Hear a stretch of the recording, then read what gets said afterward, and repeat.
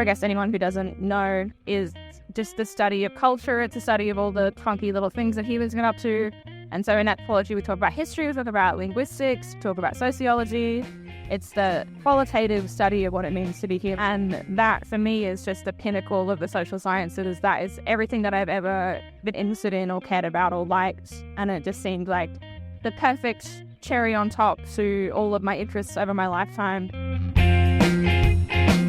G'day and welcome to the Choosing Your Uni podcast. I'm your host, Rob Malicki. Thanks for your company today. I'm coming to you today from Wurundjeri country, the Kulin Nation in Melbourne. I'm on the Trobe University campus. It's a wet day here on campus. The rain's coming down. When I flew out of Sydney this morning, it was gorgeous and 30 degrees. Flying to Melbourne and it's raining. But there's something beautiful about being in this city. It's a magnificent place to live and to study. And my guest today is Keira Plozza, who's a second-year anthropology student here at the Trobe. Keira, you're an anthropology student, but just before we started recording, you raised the idea of a very interesting piece of research, which was the anthropology of chess. Tell me about that. Yeah, so I'm taking a research methods class this year. It's actually a third-year class, so I'm taking it a bit early because I'm greedy for knowledge. But I've decided to do my research on the Melbourne Chess Club, and I go every Wednesday night. I've been doing that for about 2 months now. And yeah, I just sit around, play chess for about 3 hours and then go home. There's not a whole lot of talking that happens because people are very serious at the club. I was a little bit disappointed that I wasn't going to be able to do interviews, but speaking with my tutor, he was so excited by the idea that people weren't talking to me. He said, "That's data, Keira, that's data." And so yeah, I just go and I kind of sit and I watch people play. And so far, what I'm really interested in is the re-embodiment of chess, the ritual of chess, the way that playing it is not only an experience of playing a game, but it's also being on the chessboard, being part of the game. There are really interesting kind of unspoken social rules of the club about not really looking at each other, not talking to each other until the game is over, which I think is really fascinating. And yeah, I've been having an awesome time going there, getting my butt kicked every week, hopefully learning something about chess, but that remains to be seen. But yeah, it's been heaps of fun. Paint a picture for me. What's it like when you walk into the club and these things are in full swing? If somebody can't see it, they're listening to this, what's that look like? What's it sound like? It's kind of like a dingy little room in Fitzroy in the north of Melbourne. And you sort of walk in and there's some like carpets that desperately need to be redone and everything's kind of falling to pieces. And we've got rows and about little tables and chairs that are all mismatched, mind you, with maybe 8 or 12 chess sets. And it's just kind of the sound of, pieces sliding across the boards and the clocks being turned to chess clocks, so people take turns playing moves. If they have 10 minutes to play a game, for example. And yeah, people may be muttering to themselves under their breath. It's usually pretty quiet. And yeah, it's a really interesting space, I think.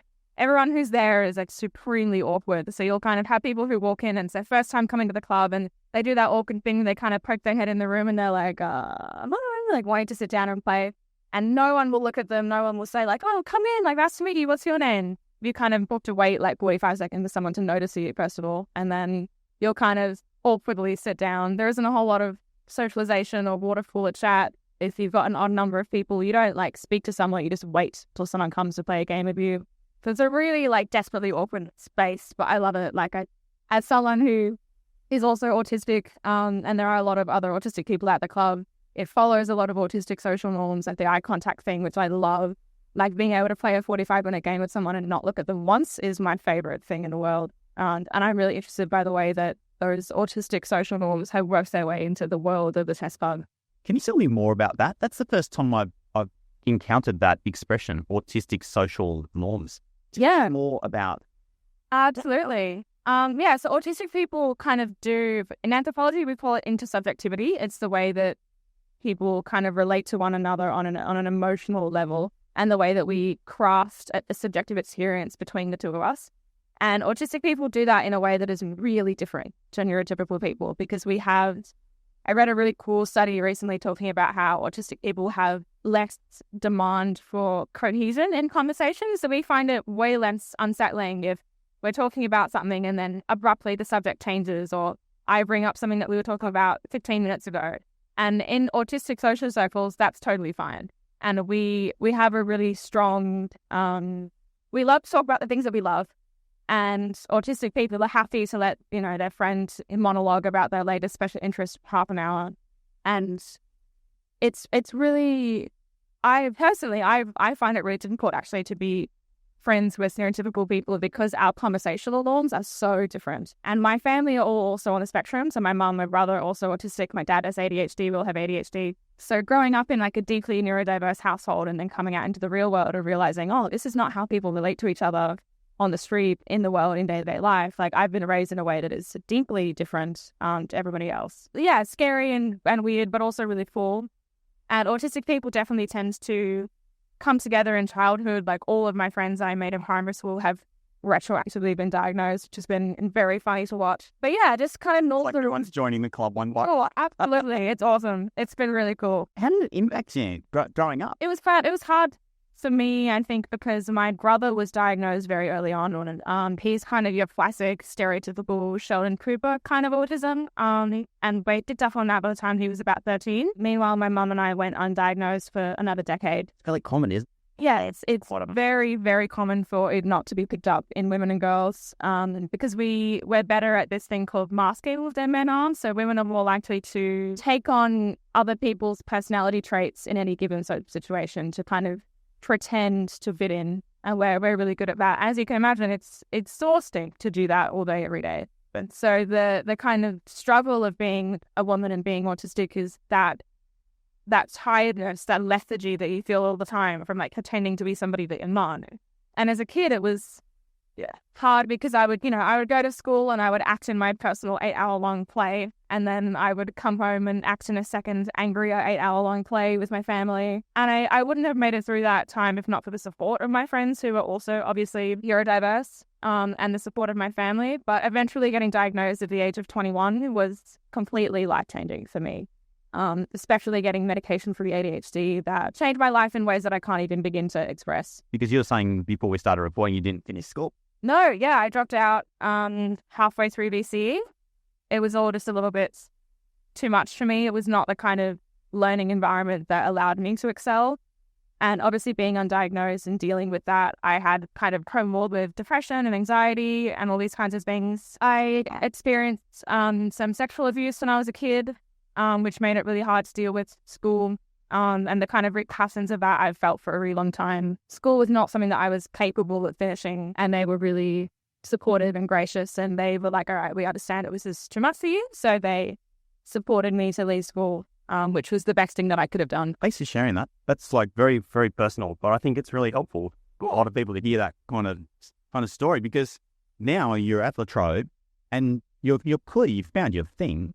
And yeah, kicking butt. Absolutely. Yeah, I kind of surprise myself every day when I turn in an assignment that, as far as I'm aware, I've like half-assed it, and then I need to get back like a 90 or whatever. It's been really surprising to see how much I'm actually capable of, and I never once like dreamed that I would be able to be scholarly or be academic. I never thought of myself as someone who was capable of that. Tell me more about that journey from having dropped out of school, getting your diagnosis, ending up at La Trobe. How did that all happen? Yeah, so I dropped out of school, and then I was working in a cafe for a little bit just to decide what I wanted to do next. And there were a couple of years where I wasn't really doing a whole lot. I started a certificate in education support, kind of wanting to get into the disability stuff. And this is before I even knew that I was autistic. And then I ended up getting glandular fever, and I was sick for about 8 months, like sick, coughing for like a month, and then like the chronic fatigue. So it was about 2 years out of school before I started doing anything. And I began a diploma of nursing because it was part of the free TAFE scheme. I started that. And because it was TAFE and it was a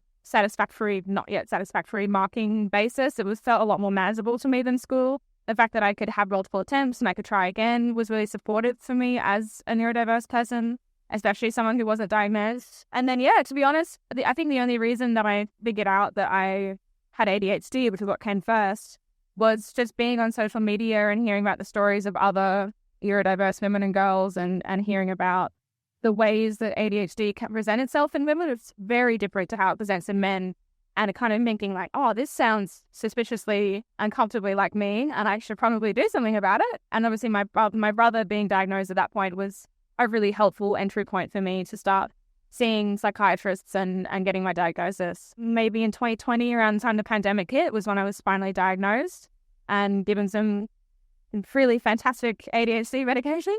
And that just allowed me to like knock my diploma out of the park and finally finish it, which was awesome because that kind of had been postponed. All my placements and stuff got messed over by the pandemic, as you can imagine. And I kind of already knew halfway through that I didn't want to do nursing. It was just something that I needed to do to get into uni. I was like a pathway to something else. I was able to finish that eventually with the help of that diagnosis. Since being diagnosed, I've been in therapy with a woman who is also autistic. Obviously, I had been through a lot of therapy as a kid and it never really worked to me because it was like I would go and I would lay out all of my concerns and issues and problems, and then the psychiatrist or psychologist would say, wow, you're really self-aware for a 13-year-old girl. And I'd be like, yeah, I know, that's my problem. I need you to help me. And I would never get any help or support. And that support from Holly, my psychologist, helped me to decide that I wanted to go to uni, and then finally seeing what I was capable of with my medication. Like, oh, I can do the dishes and do laundry and I can be a functioning adult human, which was not something I was ever capable of before. And so it was like a last ditch thing applying for uni. It was like, look, this doesn't work. I don't know what the hell I'm going to do, but I'll just try and see what happens. And then I got here and I was getting A's as soon as I started, and it took a little bit to get used to the whole time management thing. But yeah, it's been, just from the get-go, it's been so enjoyable and so much fun. How did you find anthropology? How did you find your way into that? It just seems like the kind of culmination of all the things that I love. Like anthropology, for I guess anyone who doesn't know, is just the study of culture. It's a study of all the funky little things that humans get up to. And so in anthropology, we talk about history, we talk about linguistics, we talk about sociology. It's the qualitative study of what it means to be human. And that, for me, is just the pinnacle of the social sciences. That is everything that I've ever been interested in or cared about or liked. And it just seemed like the perfect cherry on top to all of my interests over my lifetime. And I was kind of looking through all the mazes on like different university websites, the Trobe and Deakin and among others. I kept seeing anthropology and going like, man, that sounds so cool. That sounds like so much fun. I tend to agree with you around the way that anthropology is such an intersection and there's so many disciplines. I think, when you first come across it, you're like, oh, this is people going off into strange parts of the world, strange corners of the world and studying culture. But in fact, the example we opened this conversation with, going into the chess club in downtown Melbourne, full of white old males, following these social norms is all part of the equation. So it's this beautiful melting pot where you can really find your way into your own particular little passion area, I suppose. Yeah, it's unfortunate that anthropology has that colonial history of one of the most famous early anthropologists is a guy called Malicki, who he went up to the Trobe Islands for a couple of years and he, studied the natives in their habitat or whatever, which is so deeply imperialist and colonial and like horrific looking back from our perspective now. But anthropology is really interesting because it was born out of the natural sciences and not the social sciences. So it has this really kind of weird beginning. It draws together so many different disciplines. We get philosophy and we get sociology, and there's so much cool theory that we get to draw from.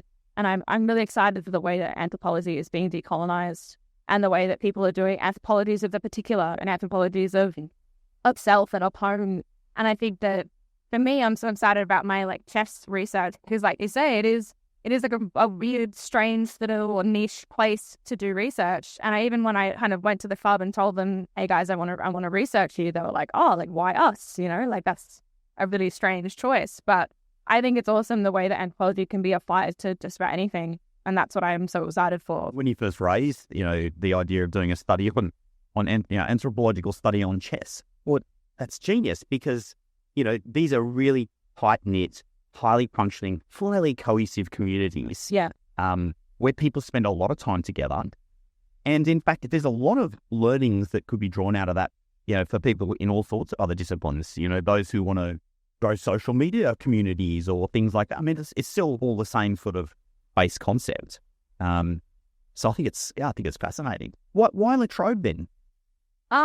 It's obviously not having finished school and not being mature age quite yet. It was a little bit of a problem in kind of figuring out which unis I was even able to apply for. I think in the end it was between La Trobe and Deakin. But La Trobe, I think I just liked the feel of it more. Like I'd been to the campus before to do some school-related stuff, and I really, really liked the Trobe's campus because I just think it's so sprawling and beautiful, and there's a big national park right next to it, and there's if you get here early enough in the morning, you'll see kangaroos, and it's just like such a gorgeous place to be. And I loved how diverse the Trobe is as well. There's a really significant Arab and Muslim population in the north and in the west of Melbourne. And those families and those people tend to kind of come to Latrobe, which I thought was really cool. Paint a picture for people of where we're sitting right now. I love this space. This is honestly one of my favourites. Single courtyard spaces in all of Australia and all of the Australian universities. Yeah, we're in the Agora. Agora is a Greek word meaning meeting place. And it's like a big square. There's a nice little like patch of grass in the middle where you can sit on sunny days. And there's these like ginormous, what kind of trees even are these? Are they like oak trees? Oak variety? Yeah, beautiful oak trees on all sides. And that is surrounded by little shops and cafes, and there's the library on one end. Oh, there's a really, really central place to be. Like all the food in the uni, that places where you can go and get food, to get coffee is all here. So it's a really social space. And obviously the library functions as a social space as much as a study space. And yeah, I love being in the Agora. It's the kind of central part of the hive that everybody sort of, gravitates around. And this is the number one place to meet somebody, the place to get a coffee, the place to get lunch, the place to study. I think it's a really, like, the beating heart of the Trobe is the Agora. It's an awesome spot. I love that description, the beating heart. And it's funny, there are incredible universities all around the country, but there are very few that have a place which is just literally like this. If you took the Agora out of Latrobe, it's almost true. Latrobe's gone. Yeah. So, yeah, absolutely. I love that. And so what's it been like to study here then? You've now been here getting on towards a couple of years. Yeah. It starts to get to know it pretty well. Yeah, it's been interesting. I don't have a whole lot to compare it to in terms of like pre and post pandemic. But it's been interesting the way that we don't have lectures anymore. We just come in for tutorials, and lectures are all done online. But it's very like, the quality of the education here has been fantastic. I love all of my tutors I've ever had. Everyone's so amazing. Everyone here is so, like friendly and excited to be here. I think because the Trobe doesn't have that reputation of being like, one of the best unis in the country or whatever. People are just here to be and here to learn, and not necessarily concerned with getting the best education ever. It's just about like doing a degree and having a good times and finishing the thing that you really wanted to in a good world.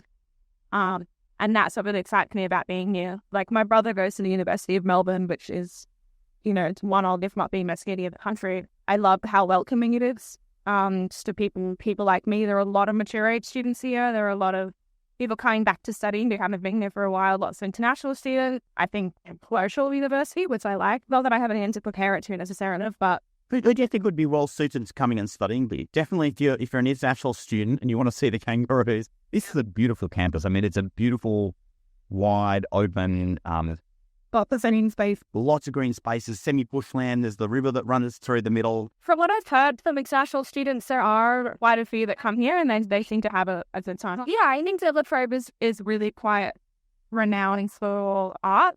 I've been having an amazing time doing my arts degree. And I've kind of been dipping my fingers into other disciplines in my electives and stuff. I've been doing history and linguistics classes. Latrobe is also one of the only unis in the country that offers a Bachelor of Languages in Linguistics. And I know a lot of language students who absolutely love it here. I'm taking Spanish. I've been doing Spanish the last year at uni, and I've been having a ball with that. So anyone who's interested in the arts, I think, would be really keen to come to Latrobe. Yeah, nice. What about outside of the academic side of things? Yeah, I don't know. Like, again, like I said, I don't have a whole lot else to compare it to necessarily, but I think that the kinds of people who I keep meeting at Trobe are people who are coming back to study, because a lot of mature age students, there are a lot of people who maybe otherwise would not have felt supported to study, but now that they're here, they do. I forget what the department is called, but the people here who are in charge of accommodations to disabled students have been amazing. They're so helpful. It's really easy to get disability support here at Trobe, given that you have all of the right paperwork and stuff. And tutors are really fantastic and accepting and accommodating. It's really easy for me to kind of come up to any tutor and be like, I might need some help in the classroom, because I am neurodiverse. And everyone's been just so supportive and fantastic with that. I'm just looking, as you're talking, looking at some of the statistics from compared.edu.au. So if you're not familiar with that as a listener, compared.edu.au is an Australian government data set where they essentially survey students, employers, and other people who've interacted with universities to hear more about their experiences. And 36% of students here are first in family to go to university, which speaks to, just as you were saying here, like the first in family and the inclusiveness side of the club. I will definitely always love that about this institution. It's one of those institutions that knows its community. Now, this kind of part of Melbourne, outer northeast. FIBE also has campuses out in the country, so there are a lot of people who come bringing rural backgrounds end up studying here, which is really awesome and exciting that, people who might not have otherwise had the opportunity to come to university are able to come to La Trobe and to have an awesome experience and to receive that education. Yeah, absolutely. And in terms of academic quality, it's in the top 2% of universities worldwide, which is, it's a fantastic accolade, I suppose you'd say. And just looking at the rest of the metrics here, it's exactly where it needs to be. I mean, the education system in Australia is very high quality in general, but La Trobe is certainly sitting exactly where it needs to be amongst all of the sort of key statistics that I would normally look at, things like full-time employment after degrees, student satisfaction, student support, basically sitting on or around the national average, which is good. Good student-teacher ratio. Actually, that's interesting. 1 to 23 is a good student-to-teacher ratio. 74% of La Trobe Uni staff hold a PhD, a doctorate, so very well-qualified workforce as well. Yeah. I know a lot of my students are people who came to La Trobe to study when they were, 17, 18, and basically haven't learned. The tutor for my research subject is a PhD, like late 15, and he's been here for, the better part of 30 years, and he absolutely loves it at La Trobe. He's obsessed with this uni, which is awesome. It's so nice to meet tutors who actually like working here. Like, that's really cool. People that like the institution, and I think that there hasn't been a whole lot of like industrial action while I've been here about like tutors wanting more pay or whatever. So I think that people are pretty like happy to work here as well, which has been cool. Like, the impression that I get is that people really love working here, and you can feel the difference in quality when you're being taught, and the difference between having a teacher that's just doing their job or a teacher who loves their workplace and loves what they do is so like instrumental in your education, I think. And I think everyone who is here like really likes it. It is really encouraging. Sounds about right. For some people, it all depends on what you're looking for, doesn't it? These kind of experiences. Some people are looking for that Uni of Melbourne, beautiful buildings, prestige, top 50 in the world kind of thing. But it's a very different experience. There you're talking about a massive institution, much bigger than here, where maybe you're a little bit more anonymous, a little bit less known to your teaching staff than people studying at an institution like La Trobe. Yeah, I think that I can't really speak to like other degrees, but everyone that I've really spoken to in Bachelor of Arts completely loves it. But I do think that arts is one of those degrees that you do because you love it.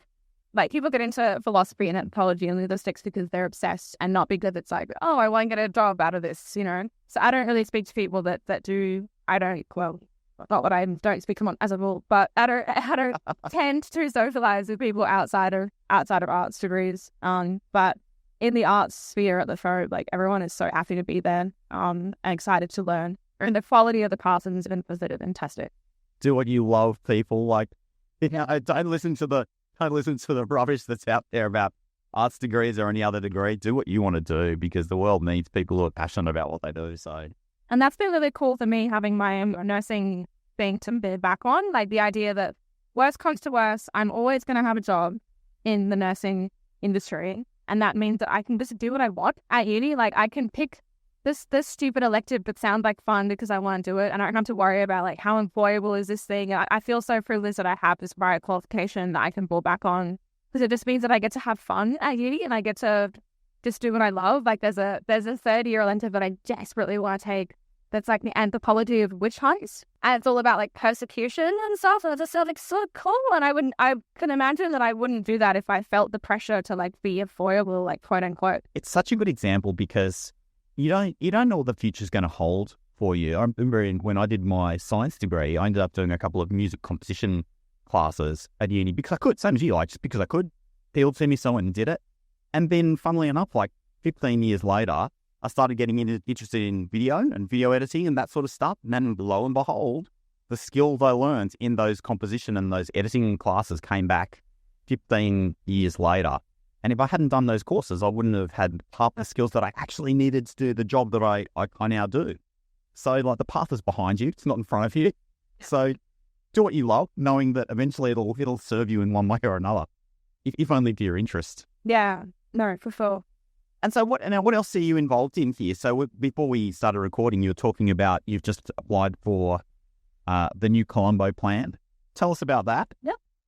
Fingers crossed for good news on that. Yeah. Someday soon. I should hear back in about a month, but I got an email at the beginning of the year in like April or something crazy like that, just saying like, hey, you're eligible for the most prestigious scholarship that is available to undergraduates in this country. Like, you should check it out. And I thought, oh, what the hell?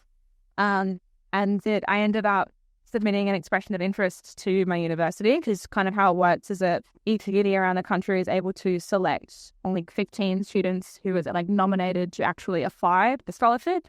So you have to do an expression of interest to your university first to see if you're even like able to apply. And so I did that, and I got through, and this kind of kept like getting through stage after stage. But the support that I had here at the Trobe throughout that process was amazing. Like we were really, really privileged to be able to have mentors who were previous recipients of the scholarship at the Trobe, and they helped us with like writing up our applications and preparing for the interviews. And I had this girl, Izidia Ainan, who's at Singapore. She's in Singapore on her NCP program at the moment, I think. And she was awesome. She was so helpful. She ripped my application to shreds. It was exactly what I wanted. And like the criticisms I was so desperately like looking for. And we just emailed back and forth for like 3 weeks, draft after draft after draft. And she was, so supportive and so helpful.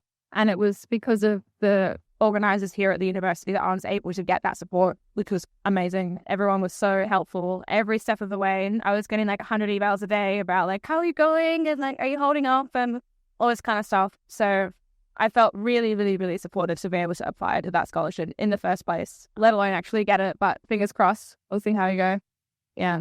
Awesome. What does the rest of the year hold for you? Well, I'll be waiting to hear back as I've gotten the NTP scholarship to go to Singapore, fingers crossed. But besides that, just hacking away at the last of my assignments and trying not to drown in all of the work that I have to do. But that's pretty much it. It's actually just on that. Actually, one of the things that you said when you were talking about the NCP, which I thought was fascinating, was like, she tore my application to shreds. Yep. It was the criticism that I was so desperate for. Yeah. That's an amazing mentality. Can you explain that? Yeah, well, I had written this draft version of my application, and that was what I submitted as my expression of interest. And I kept kind of editing it just on my own and then sending it off to people who were available for us to get support from through the Trobe. And they would kind of just give me a little bit of advice here and there, like, oh, you could fix up this little sentence here, or you could fix up this little thing there, but otherwise looks great, looks awesome. And I was like, so disappointed by that, because I knew that I wanted it to be as clever as it could be, and I knew that it wasn't there yet, and I needed someone to just tell me like exactly what was wrong with it so that I could fix it and bring it up to like the standard that I know that I'm capable of. Because the thing is that like I could, half-ass it and write an application that might get me into the next stage, or I could, if I'm going to do it, I may as well go all in and do it. And it really was quite irritating to me that nobody seemed willing to just like be, not be cruel necessarily, but be harsh. And I, again, like being autistic, like I love when people are blunt and straightforward with me, and I love advice and criticism that is just about like, I want this to be better and I want you to be better, therefore I'm going to give you some really hard advice. Don't take it the wrong way, but this is going to help you. And that's what I needed. And so when I kind of emailed Udidia and I said like, hey, can I get some feedback on this? She was like, yeah, sure. I'm going to use a type of criticism called Ferrara. I can't remember what it was called, but code for I'm going to be really mean to you. And like, I hope you're okay with that. Just know that it's not like personal attack. Like, I just want you to do well and be better. And I was like, that sounds awesome. I'm so excited. I can't wait. And yeah, every draft that I sent to her, like she would leave comments in the document on like every sentence or every other sentence saying like, this needs to be changed, fix this, do this instead. And it was like just the level of support that I really was looking for, and that I was kind of disappointed that up until that moment I hadn't received just yet.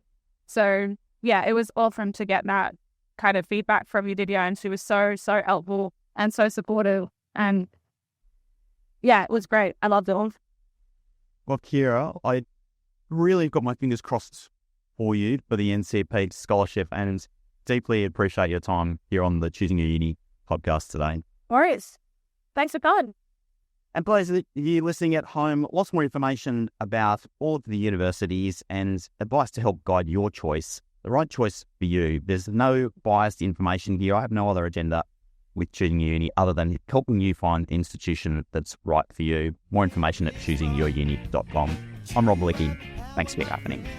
At Choosing Your Uni, our mission is to make finding your ideal institution and your degree fun, easy and stress-free. So if you're looking to save some time, to discover more and to get personalised advice for every step of your journey, check out choosingyouruni.com. Our theme music is composed by Pasha Shogi and his band Flow, and this episode has been researched and constructed on Garigal land in Sydney. Until next time, have yourself an awesome day.